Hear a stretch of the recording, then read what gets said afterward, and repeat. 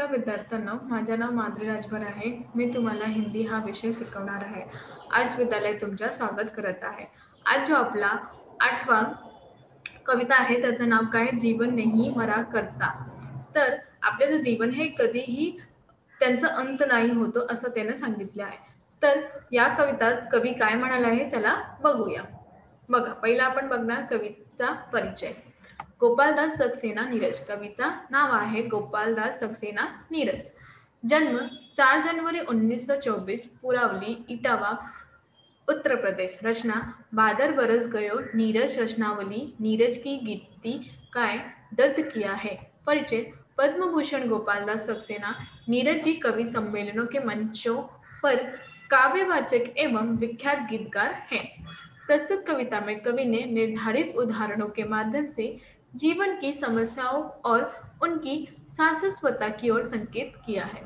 इथे कवीने काय म्हणाला आहे की जीवन जो आपला चालणार आहे त्याच्यात खूप दुःख आणि सुख येतात. ते हे जे समस्या आहे त्याच्यात आपल्याला कसा निघायचा आणि बाहेर कसा निघायचा आहे असं दिले आहे या कवितात. तर चला बघूया. चिप चिप अश्रु बहाने वाले, मोती व्यर्थ लुटाने वाले, कुछ सपनों के मर जाने से जीवन नहीं मरा करता. इथे पहिल्या आवडीत लेखक किंवा कवीने काय सांगले आहे की आपण कुठेतरी लपून बसते आणि रडते आणि आपले जे आशु आहे ते वाया घालते. आणि का वाया घालते की आपल्या समोर किंवा आपल्यासोबत कोणी काहीतरी करते तर आपल्याला काय असं आपण कुठेतरी बसून रडते. तर आपल्याला हे आपली जो अश्रू आहे ते मोतीसारखे आहे. कसे आहे? मोतीसारखे. त्याला आपल्याला व्यर्थ नाही करायचा आहे. तर आपल्याला जे आपले स्वप्न आहे जे काही असे होते ना ते पूर्ण झाले काही नाही पूर्ण झाले जाते. तर आपल्या ज्या जीवनात हे आहे आपल्याला त्याचा सामना करायचा आहे. त्याचं उभे राहून त्याचं स्वप्न आपल्याला सामना करायचा आहे. जे आपल्याला स्वप्नाचे काही नाही केले त्याला करायचा प्रयत्न करायचा आहे आणि आपल्याला आपल्या ज्या आशू आहे ते मोतीसारखा आहे आपल्याला वाया नाही घालायचे आहे. तर पहिला ओळीत कवीने हे सांगितले आहे. आता दुसरा बघूया. माला बिखर गई तो क्या है, खुद ही हल हो गई समस्या, आंसू गर नीलाम हुए तो समझो पूरी हुई तपस्या. इथे कवी काय म्हणाले आहे, जसं तुमच्या समोर एक चित्र आलं आहे ते माला काय करले तुटले आणि खाली पडले. त्यात आपण काय करते त्याला एक दोरी घेते आणि त्या पुन्हा घेते त्याला तयार करते. असंच लेखक म्हणाले आहे किंवा कवी म्हणाले आहे ते माला जे तुटून गेली ते बिखर गेली म्हणजे तुटून गेली त्याचं काही क्षणात आपल्याला हल भेटतात की आपण कशी करणार. जी आपली समस्या आहे काही क्षणात आपल्याला हल भेटतात की आपल्याला यातून बाहेर कसा काढावा. तर जे आपल्या आसू आहे ते निलाम झाले म्हणले जे आसू जे आहे जेव्हा आपलं स्वप्न पूर्ण होतं ते आसू जे आहे आपल्याला पूर्ण भेटतात. तर आपली तपस्या पूर्ण झाली असं आपल्याला मानायचं आहे. ते आपला आसू व्यर्थ नाही गेले. आता तीसरा बघूया. रूठे दिवस मनाने वाले, फटी कमीज सिलाने वाले, कुछ दीपों के बुझ जाने से आंगन नहीं मरा करता है. आता कवी काय म्हणते जे लोक तुमचा रुठून बसला आहे कुठे ते परत येणार तुम्हाला. परत येणार जेव्हा तुम्ही त्याला मानवण्यासाठी जाणार आहे. आणि जशी आपली परिस्थिती येते केव्हा आपण चांगले वस्तू खाते केव्हा आपल्याला खायला काही पण नाही येतात तरीही आपण जीवन जे आहे आपलं चालतात. तर अशी परिस्थितीनं आपल्याला काय करायचं त्या परिस्थितीचा सामना करायचा आहे आणि बाहेर निघायचं आहे. आता इथे कवीने एक खूप आनंदी असे गीत सांगितले आहे की कुछ दीपों के बुझ जाने से आंगन नहीं मरा करता. आपल्याकडे फार लाईट आहे फार विद्युत आहे किंवा फार दीपक आहे तर एक दीपक बुजला त्यातून एक दीपक बुजला तर आपला जो हे आहे आपल्या जो खोडी आहे त्याच्यात रोशनी नाही होणार का? होणार रोशनी होणार. तर हा रोशनी कितीपर्यंत थांबणार हे आपल्याला विचार करायचा आहे. कसाचा म्हणे त्या दीप म्हणजे आपल्याला किती तेल टाकायचं आहे की किती दिवस ते राहणार आहे असा. तर इथे कवी काय म्हणाला आहे की काही क्षणात काही वेगळा झाला तर तुम्हाला रुसू नये. तुम्ही त्याचा सामना करू आणि मागे खोता कुछ भी नहीं यहाँ पर, केवल जिद बदलती पोती, जैसे रात उतार चांदनी पहने सुबह धूप की धोती. परत बघूया. खो बघा, खोता कुछ भी नहीं यहाँ पर, केवल जिद बदलती पोती, जैसे रात उतार चांदनी पहने धूप की धोती. इथे कवी काय म्हणाला आहे की जेव्हा आपल्याला कोणी सोडून जाते किंवा नाही येते आपल्याकडे, तर काय आहे तेच एक जिद्द आहे की आपल्याला ते मार्ग काय आहे वेगळा करायचा आहे. त्या परिस्थितीमध्ये आपल्याला वेगळा जायचं आहे. जसे इथे एक लेखक म्हणाले आहे, उदाहरण दिलं आहे की जेव्हा जेव्हा रात्र होते ते चांदणी येतात, चांद येतात आणि तर रात्र खाली होतात का? नाही ना, सकाळी पण होतात. तेव्हा हे जे दुःख आहे तुमचा, ते एक वेडासारखा आहे, वेड आहे. त्या वेडात निघून गेला की सुख तुमच्यासाठी येणार आहे. तर लेखकने हे उदाहरण दिलं आहे की जसे रात्र होते चांदणी येते आणि सकाळी होते तर धूप होते आणि धूपमधून आपल्याला प्रकाश भेटतात. तर तसेच आपल्या जीवनात काही दुःख आहे तर काही सुख पण येणार आहे, असा लेखक म्हणाले आहे. आता दुसरा बघूया. वस्त्र बदल कर आने वाले, चाल बदल कर जाने वाले, चंद खिलौनों के खोने से बचपन नहीं मना करता है. इथे कवी म्हणाले आहे की जसे वस्त्र आपण कुठे जाते तर वस्त्र काय करते, चेंज करते, काही हे करते, वेगळं करते. तर तसेच या आपल्याला चालबद्दल बी काहीतरी येतात. जेव्हा जेव्हा आपल्याकडे पैसे ना होते, तेव्हा आपला काही जे स्वप्न होते ते कमी होते आणि जेव्हा आपल्याकडे पैसा फार येते, चांगले येतं, तर आपलं स्वप्न कसं होतात मोठे. तर कवी इथे म्हणाले आहे की जेव्हा परिस्थिती होतात त्याच्यात आपल्याला चालायला आहे, कुठेही कुठे नको जाऊ. आणि आपल्याकडे खिलोने नाही आता ते तुटून कडे, तर आपला बचपन नाही घेणार ना. आपण काय करते, आमच्याकडे व चित्र ना आमच्याकडे ते खिलोने नाहीत, आपण काय करतो दुसऱ्याचं पाहते.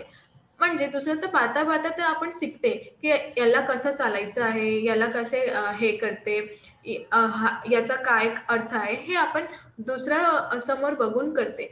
तसेच काही खिलोना माझ्याकडे नाही, तर माझं जीवन जे आहे, माझं बचपन जे आहे, जे बाल्यावस्था आहे, हे खतम नाही झाली, अजून आहे, असा कवी म्हणाले आहे.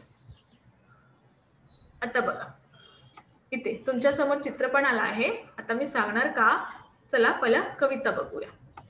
कितनी बार गगरिया टूटी, सिकन पर आई पनघट पर, कितनी बार किस्तियां डूबी, चहल पहल वो ही है तट पर. तम की उम्र बढ़ाने वाले, लोग की आयु घटाने वालों, लाग करे पतझड़ कोशिश पर, उपवन नहीं मरा करता. इथे सुंदर अक्षरातून सुंदर अक्षर लिहिले आहे कवीने. काय सांगितले आहे बघा. इथे खूप सारे लोक आले आहेत आणि किती मोठ्या मोठ्या गगरी म्हणजे मोठ्या मोठ्या हे जो मटका आहे तो त्यांचा कलसी आहे, हे किती वेळा ते इथे येऊन पाणी भरता आणि जाता. तर किती वेळा काय जाते की त्यांचे जे मटकी आहे, त्यांचा जो मटका आहे ते काय तोडून जाते, तुटून जाते, पडणार, तुटून जाते. तर त्यांनी का पाणी प्यायचं नाही का? नाही येणार का? नाही पाणी प्यायचं का? तर येते. आणि इथे कवी हे म्हणाले आहे की कितनी मतलब काही किती वेळा त्यांचा जे मटका आहे ते तुटला, ते परत येते, पाणी घेते आणि जाते. तर अशा ज्या परिस्थिती असतात त्यांचा आपल्याला सामना करायचा नाही, ते कुठेतरी बसून रडायचा नाही. सिकन्न पर आई पनघट पर, त्यातून तर पाणी कमी झालं का? मटकी पडली आणि पाणी वाया घालतं तर पाणी कमी झालं का? नाही, पाणी तसेच आहे. तर कितनी बार कस्तियां डुबी, चहल पहल व तटपर. जसं हे जे नाविक आहे, जे नाव चालवतात, तर त्याला नाविक म्हणतात. हे जे नाविक आहे, तर किती वेळा त्याचं जे नाव आहे ते तुटून जाते. तर अशा परिस्थितीत ते पण काय चालत आहे. त्याला थांबवायचं नाही. ते थांबणार तर त्याला माहीत आहे की मी मरून जाणार. या समुद्रात मी मरून जाणार. तर ती अशा परिस्थितीत पण ते तिथे येऊ बाहेर येते. तर आपल्याला पण तसंच करणार आहे. त्याच्या तटावर चहल पण तसंच असणार. तर यातच कवी म्हणतात की आपल्याला कोणतीही परिस्थिती येणार आहे त्यांच्यासमोर, त्यांच्यात सामना करा, ना की कुठेतरी बसून रडायचा असा विचार करा. आता दुसरा. तम की उम्र बढ़ाने वाले, लोग की आयु घटाने वाला, लाख करे पतझड़ कोशिश पर, उपवन नहीं मरा करता. इथे कवी म्हणाले आहे की जसे तुमचं उम्र वाढतं घटतं का? नाही. तसेच आपली काही परिस्थिती असतात, काही काही क्षणात असतात, तर त्या क्षणात आपल्याला त्यांचा सामना करायचा आणि बाहेर निघायचा. जसे एक उदाहरण दिले आहे कवीने, की किती बागमध्ये किती सारे वृक्ष असतात. तर एक वृक्ष जातात तर त्या बागाची शोभा जातात का? नाही. थोड्यापासून जाणार. तर लोक तर तिथे येणार. लोक तिथे बसणार, लोक येणार, तिथे गप्पा करणार. तसेच ते आयु कमी नाही करते. तसेच ते उपवनची जी शुभेच्छा आहे, जो सुंदर त्यांची सुंदरता आहे, ते कमी नाही जाते. तसेच इथे म्हणतात, की ज्या झाडाची पतझड मतलब ज्या झाडाची पत्ती खाली पडते, त्या झाडाच्या पण मांडे असतात. त्याचा लाकडी आपल्याला काही उपयोगीसाठी असतात. तर कोणाच्या पण कशीही परिस्थिती येणार तुमच्यासमोर, तुम्हाला त्यांचा सामना करायचा नाही की मागे करायचा. तर आता दुसरं बघूया. लूट लिया माली ने उपवन, लूटी ना लेकिन गंध फूल की, तूफानों तक न ने छेडा पर, खिडकी बंद नहीं हुई धूल की. इथे कवी म्हणाला काय आहे, की जसं उपवन जे बाग आहे त्याच्यामध्ये खूप सारी सगळे लोक येतात आणि फूल काढून घेतात. फूल घेऊन घरात जाते किंवा वेगवेगळ्या ठिकाणी जाते त्या बागांमध्ये. तर त्याचा जो बागेचा सुगंध आहे, पुष्पाचे जे सुगंध आहे त्या बागात होते. तेवढाच तुफान किती पण ये, आपण कितीही खिडक्या बंद करू, सगळं बंद करू, तसेच आपल्या घरात धूळ येते. काहीही करू, आपल्या घरात धूळ येते. तर परिस्थिती असं आहे जे आहे ना, कधी पण केव्हा पण येणार तुमच्या यात इथे. तर त्याच्या तुम्हाला काय करायचं आहे, त्याचा सामना करायचा आहे, ना की कुठेतरी बसून रडायचं. ऐसा कभी म्हणाला है। नफरत गले लगाने वालों, सब पर धूल उड़ाने वालों, कुछ मुखड़ों की नाराजी से दर्पण नहीं मना करता. इथे कवी काय म्हणाले, की तुमच्या समोर जो आहे व्यक्ती तुमचा नफरत करते तुम्हाला आणि काही टेचून घेते, काहीतरी बोलते सारखा सारखा, ते बोलू द्या. त्याचा त्याचा बोलणारा आपल्याला काही फरक पडणार नाही असा देणार.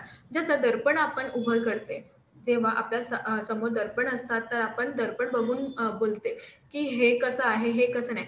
तसेच त्या दर्पणामधून त्या व्यक्तीला शोधा, की त्याचा जे आपल्याला म्हणतात, त्याचा अर्थ असा आहे, की तू खराब आहे, तू मूर्ख आहे. तर या मूर्खामध्ये आपण काय केले, की या लोक आपल्याला मूर्ख म्हणतात, तर त्याचा सुधार करा. नाही की ते आपल्याला बोलते तर त्याला वाईट वाटा. नाही, आपला सुधार करायचा आपल्याला असा मान्य करायचा. तर हे झालं आपलं कविताचं स्पष्टीकरण. आता आपण बघूया यांचा शब्दार्थ. तर पहिला आहे हिंदी ते हिंदी आणि मराठी. नीलाम होना म्हणजे हिंदीतून बिक जाणं, विक्री केली.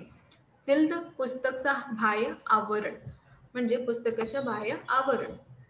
शिकन चिलवट चिंता, सुरकुर्ते आणि चिंता याचा अर्थ. पनघट वह स्थान जहाँ लोक पाणी भरते, ज्या ठिकाणी लोक पाणी भरतात अशा ठिकाणी म्हणतात. आणि किस्ती म्हणजे नाव, मराठीतून होडी. तम म्हणजे अंधकार, मराठीतून कालोख. पतझड म्हणते पत्ते झरणे की ऋतू आणि मराठीतून पर्ण संभार, काय म्हणतात, पर्ण संभार. आता मुखडा त्याचा अर्थ आहे चेहरा आणि मराठीतून चेहरा. मुहावरा म्हणजे गले लगाना आणि हिंदीतून प्यार से मिलना, मराठीतून प्रेमाची भेट. आता आपण प्रश्न आणि उत्तर बघूया. पहिला तुमचा हे प्रश्न आहे आणि खाली उत्तरे आहे. तो पहिला प्रश्न काय आहे तुमचा, कुछ रिक्त के मर जाने से जीवन नहीं मरा करता. तर याचं उत्तर काय आहे, स्वप्न. त्याचे उत्तर काय, स्वप्न. कुछ सपनों के मर जाने से जीवन नहीं मरा करता. दुसरा आहे कुछ दीपों के बुझ जाने से रिक्त नहीं मरा करता. तर याचं उत्तर आहे आंगण. काय आहे, आंगण. तिसरा चंद खिलौनों के खोने से रिक्त नहीं मरा करता. तर बचपन. बचपन जे आहे आपला खोणार नाही असं लिहिलं आहे. लाख करे पतझड कोशिश पर उपवन नहीं मरा करता. पत्तेझड जे आहे पण जे बागचे अर्थ आहे ते कधीही विसरू नये. पाचवा कुछ रिक्त की नाराजी से दर्पण नहीं मरा करता म्हणजे मुखोड. मुखडो म्हणजे आपला चेहरा. तर हे झाले आपला रिक्त स्थान आणि या प्रश्न आहे, हे उत्तर आहे. तुम्हाला दोघा पण लिहायचा आहे. आणि दुसरा बघूया.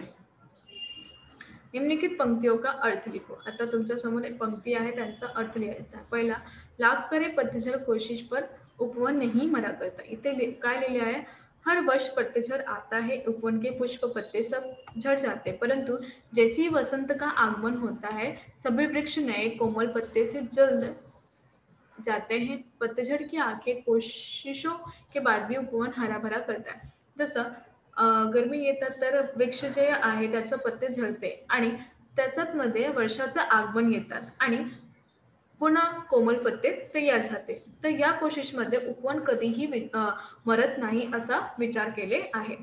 कितनी बार गगरिया फूटे सिकन न पर आई पनघट पर. म्हणजे पनघट पर स्त्री बच्चे हर समय पानी भरते हैं. अनेक बार उनकी गगरिया गिर गिर कर एक दूसरे से टकराकर टूट जाती है, परंतु पनघट इसके लिए कभी दुख नहीं मानता, उसकी रौनक कभी नाही आती. इथे कवी म्हणाले आहे की जसं स्त्री पनघटमध्ये येते आणि मटकीतून पाणी घेत जातात, तर किती वेळा असा होता की त्यांचे जे मटकी आहे ते खाली पडते. ते तेव्हाच ती परत येते आणि पाणी घेऊन जाते, असा लेखक विचार करते. तर कशीही परिस्थिती आहे तुम्ही त्यांचा सामना करा. तीसरा, इस कविता के मुख्य आशय लिखो. कविता का आशय है कि असफलताओं से घबराना नहीं चाहिए, अपनी मंजिल पाने की कोशिश छोड़नी नहीं चाहिए. कुछ सपने पूरे न होने का अर्थ यह नहीं की जीवन समाप्त हो गया. इथे कवी काय म्हणाले आहे की काही असफलता येतात आपल्या जीवनात, तर त्यांना सामना करा आणि मंजिल असा करा की तुम्ही त्याचा अर्थ काय आहे ते बघून घ्या. आपलं जीवन कधीही समाप्त करू नये, असं लेखक किंवा कवी म्हणाले आहे. चौथा, जीवन की शाश्वतता को बताने वाली पंक्तियां लिखो. तुमचं जीवन जे शाश्वत आहे त्यांचे पंक्ती लिहा. तो खोता कुछ भी नहीं यहाँ पर, केवल जिद्द बदलती होती, जैसे रात उतार चांदनी पहने सुबह धूप की धोती. इथे लेखक याच म्हणाले आहे की जसे रात्री होतात सकाळी पण होतात, तसे तुमच्या जीवनात पण थोडे दुःख आहे तर तो सुख पण होणार आहे. तर आज आपण काय शिकलो? आज आपण हे शिकलो की आपल्या जीवनात काहीही परिस्थिती येणार, आपल्याला त्यांचा समोर उभे राहून त्याचा सामना करायचा नाही की पाठीमागून कुठेतरी बसून रडायचे आहे, आपलं जीवन खत्म करायचं आहे, समाप्त करायचं, असा कधीही प्रयत्न नको करू. त्याचा सामना करा आणि काही दिवस त्यांचा आपल्याला भार पडते, फरक पडते. काही दिवसपासून आपण तसेच होते. तर आपल्याला कधीही अशा परिस्थिती येणार तर त्याचा सामना करा. नाही की असा करा की तुमच्या जीवनात त्याचा फरक पडणार, तुमच्या कुटुंबात, तुमच्या परिवारजनांमध्ये फरक पडणार. धन्यवाद.